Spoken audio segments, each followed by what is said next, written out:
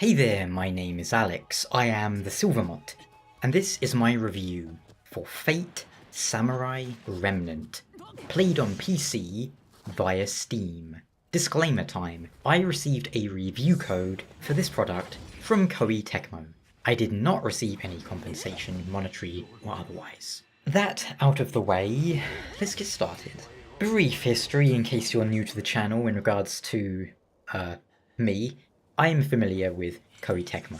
I'm probably one of the 5 people in the world who really enjoys Dynasty Warriors and has played pretty much all of them. It's just my thing. I'm also familiar with Fate, to a lesser extent. I've played the original Fate Stay Night visual novel, and I've watched the Ufotable movies and series, but none of the many spin-offs. So, what is Fate Samurai Remnant? In short, it's an action RPG with an emphasis on action. It isn't a Warriors game, but there are aspects of that here. The controls, for example, are very familiar if you've played any Warriors game. Light attacks that chain into heavy attacks. For example, light attack heavy attack will be different to light attack heavy attack. And you have your very powerful attack on this circle button. Valor attacks this time, not Muso. As for the premise, well, Fate as a whole, if you're new to the franchise, operates on the basis of a special magic tournament wherein mystical heroes from ages past are summoned to fight each other to the death. These heroes could be anyone from King Arthur to Hercules, figures like those. They're brought in 7 at a time, each given a corresponding class: Saber, Lancer, Rider, Archer, Caster, Berserker, and Assassin. They will often hide their identities, not introducing themselves as like, oh, I'm Hercules. They'll say, I am Archer. Because if you know their identity, you might figure out their weakness and their strengths. So that's a big part of the fun of it all, trying to figure out just who is who. Samurai Remnant is no exception. Instead of a Holy Grail war this time, it's a waxing moon ritual. But the overall goal is more or less the same. Whichever combination of Master, a human who summons the heroes, and Servant, the summoned hero, is left standing at the end, is granted a wish. In this game, the player takes control of Iori Miyamoto, disciple to the famous swordsman Musashi Miyamoto. Early on, you'll end up summoning the mysterious Saber, and then you are tossed into the Grail War not Grail War. In terms of gameplay, you'll be moving around the city of Edo, which I think is the old name for Tokyo. I'm not sure exactly how to describe the time period the game is set in. I don't know if saying late Sengoku era is appropriate, but in essence it takes place after Ieyasu Tokugawa has effectively taken control and unified Japan, following in the footsteps of Hideyoshi Toyotomi and Nobunaga Oda. So if you've played, Samurai Warriors or Nioh, you'll probably have a general understanding of that. Edo, of course, is split into many little towns, each of which has its own medium-sized map, which you can freely explore for the most part, going down the winding, maze-like streets of the city, exploring, finding items, picking up treasure, taking on side quests, looking at spots of interest, fighting Ronin and bandits in alleyways and open areas. The game's combat, on that note, is largely split between crowd and single target. Crowds of enemies are fairly weak and can be mowed through, but it's not quite the scale of, say, Dynasty Warriors with hundreds of enemies at a time. These aren't giant battlefields. It's more like you go into an alley and a dozen bandits will try and punch you in the face, so you beat them senseless. So dozens instead of hundreds. The focus is more on the boss enemies. These are where you need to focus and pay more attention. The game's combat isn't terribly hard on the standard difficulty. There's 3 difficulties on that note, and I was playing on standard. But it isn't mind-numbingly easy either. As well as your light and heavy attacks, you'll gradually unlock more combat options as the game proceeds. For instance, as you fight alongside Saber, a meter will build up, Once it is full, you can swap and take control of Saber. As a heroic spirit, Saber is extremely powerful. Heroic spirits or servants are so much stronger than humans that it is practically suicide for a human to even consider fighting one. In most cases.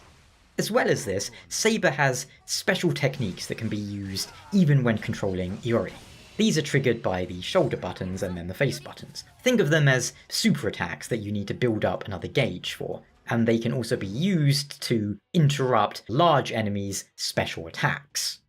The more fantastical and powerful enemies will have something akin to a shell, a shield, and you need to break this using magic, counter-attacks, Saber's attacks, and so on before you can do substantial damage to the enemy. And these special attacks of Sabers are very useful for interrupting them when they're charging up something powerful. You can swap between different stances for Iori. For example, you start off with Water Stance, which uses both swords and emphasizes speed, and Earth Stance, which is a single katana and with more measured defensive capacities. Iori is also able to use some magic if you have the gems for it, which are generally gathered up in combat as you fight. They can be used to launch fireballs, to heal yourself, and so on. There is a lot more, but I'm not going to go over every single combat mechanic. Needless to say, it keeps it fresh on the combat front, giving you many tools as your adventure progresses. In terms of developing characters, you can customize Iori's swords by changing out the mountings, the hilt, the scabbard, the guard, all that sort of stuff.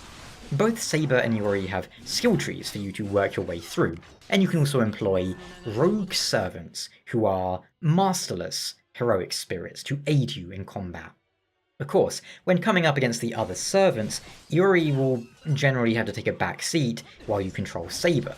In general, I've kept the footage in this review from very early game clips, like the first 2 hours or so, as I didn't want to spoil... there's a lot of things one could spoil in this game, shall we say. The game's characterization, though, is something I've enjoyed, the relationship between Saber and Iori. The latter often forming a foil to the former. There's a nice sort of dynamic and chemistry there, and considering the game has a lot of talking and cutscenes between the characters, that's good. It's awful in a game when the characters just never stop talking despite having nothing interesting or amusing to say, and there's just no, the dynamic isn't there. One slight issue I have on that note is the game's choice of font. It's not, I would say, the best font. I wouldn't mind them changing that. It's not a huge deal, but it could be better. Still, I think the game does a good job at introducing even people who haven't played Fate before to the general concepts and premise of everything you need to understand with, noble phantasms, heroic spirits and whatnot. So even if you're entirely new to Fate, I think you'd be fine jumping in with this title. You don't need any knowledge of the franchise starting off with this one. So as for issues, well, not quite an issue per se, but the game's graphics are somewhat underwhelming. I don't really mind this too much, don't get me wrong, but the fact that there's still some visible aliasing and some textures and assets, LOD things like kind of visibly fade and pop in when running through towns is a little silly, considering how relatively underwhelming and basic the game's visuals are, with it installed on an SSD with maxed out settings. So yes, it's not the most advanced game graphically, but the semi-cartoony style, it works, and that's fine with me. I don't really need every game to have amazing graphics. It's on PS4, PS5, PC as well, but yeah, Switch is the outlier there. Still, the PC version ran fine for me. It has a performance and graphics mode. I genuinely didn't really notice any difference. Performance mode is meant to go higher frame rate, but I kept it at 60 because I didn't want to run into any potential animation issues that might have occurred, which sometimes happen in these sort of games, but I think 60 is fine for something like this. It has some graphical settings menus, and has borderless windowed mode, which is always nice, I like that. I think a big part, though, of why I'm enjoying this game is that it's just quite chill, It's not a pushover when it comes to difficulty, but it isn't frustratingly hard. There's nothing about the game that's frustrating or tedious. The action is fun, but there's also moments where you can just put the cutscenes on autoplay and just sit back and relax. It feels streamlined enough and just enjoyable. So can I suggest the game? Yes. It's not going to blow your mind, as it's not the most ambitious game in the world. It's not trying to do anything completely new, reinvent the wheel, anything like that. But it's fun. The story's entertaining, the gameplay's enjoyable, so it's all about the expectations you go in with. If you like Fate, I'd say pick it up. If you like Dynasty Warriors, you'll enjoy aspects of it, just don't look for the, 1 versus 1,000 style combat here. If that's what you're after, pick up Warriors Orochi 3 or Warriors Orochi 4 on Steam, as those are your best bet there. What if you don't know Fate or Dynasty Warriors? Is it still worth getting? Well, yeah, I think it's a game with a broader appeal just outside of those 2 areas. However, you need to be at least someone who can tolerate anime, or someone who has a passing interest in Japan. If neither of those describe you, this probably isn't the game for you. There's also no English dub, unless I'm mistaken and I couldn't find it in the settings. Which, again, doesn't really bother me at all, but it's worth pointing out. Overall, though, I'm enjoying the game and having a fun time with it. If this video has piqued your curiosity, or my recommendations have rung true to you in the past, then I'd say give it a shot, see what you think. Till next time though, thanks so much for watching, see you later.